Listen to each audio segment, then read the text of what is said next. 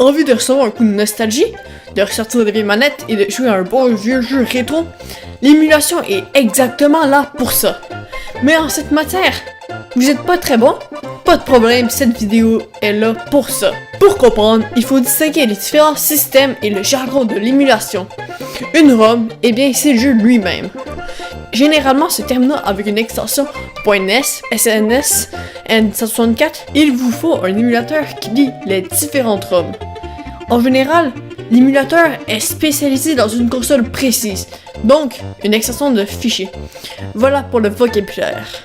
Les émulateurs sont ceux qui font d'office la console, mais l'avantage, c'est qu'on peut programmer l'émulation à souhait. L'avantage d'être sur PC, c'est de pouvoir programmer un jeu comme fait sur l'émulateur. Grâce à un certain type de fichier, vous pouvez ajouter, modifier ou bien même supprimer du contenu du jeu. Sur Mario World, vous pouvez jouer à 2 coop en même temps, ce qui n'était pas possible sur le jeu de base. Ou bien encore plus loufoque, imaginez remplacer Ganon dans Breath of the Wild, le nouveau Zelda, par Shrek. 7 Mac 11's about 8, 38's 9, 9, 10 Mac 10's, the shit's never end. You can't touch my riches, even if you had MC Hammer and them 357 bitches. What? You really a nice one. The 2 weak spots, the 2 hot blocks. Huh, that's how I got the weeds. Et Zelda est rendu disponible en 60 FPS avec des graphismes vraiment meilleurs que la Switch ou bien la Wii U.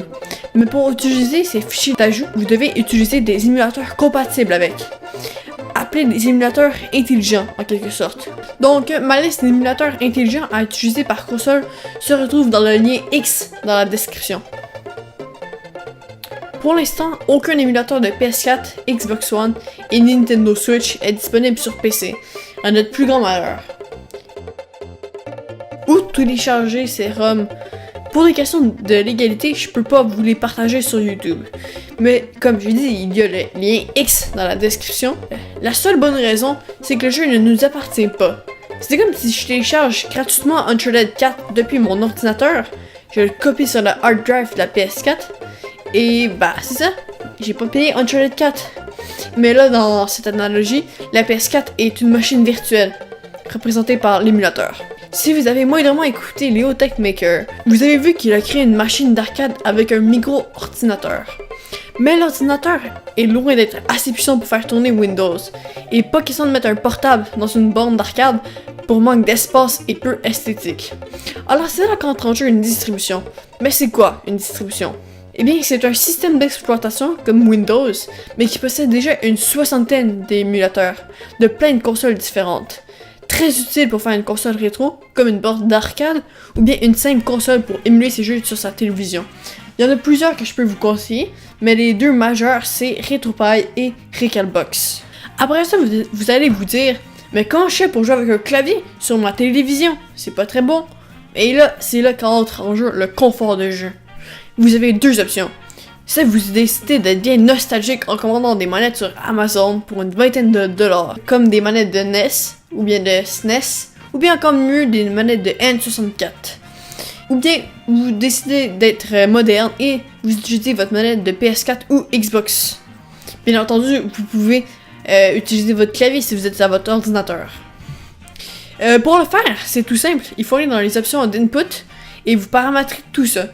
Mais si vous voulez faire une borne d'arcade, il vous faut des joysticks.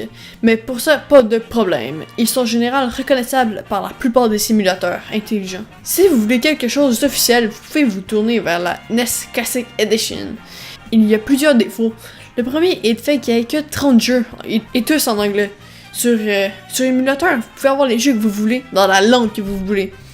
Bien entendu, il faut payer la console, contrairement à un émulateur où vous pouvez avoir des dizaines de milliers de jeux, sans exagération. Bien entendu, gratuitement. Il y a aussi malheureusement que les manettes sont uniques. Vous avez juste cette option-là. Ça vient beaucoup limité et certaines personnes n'aiment pas ces manettes-là. Par la suite, bien évidemment, que vous pouvez émuler des jeux Android. Il vous faut le logiciel appelé BlueStack. C'est un autre petit logiciel qui peut émuler des centaines de jeux gratuitement et légalement pour la plupart. Voilà, c'est tout pour cette vidéo. J'espère que vous avez compris. N'hésitez pas à aller regarder le lien X pour les émulateurs et pour les ROM. Mais n'oubliez pas qu'avant tout que les ROM sont illégales. Faites attention avec ça. N'hésitez pas avec ça. Bref, j'espère que vous avez appris. Bye!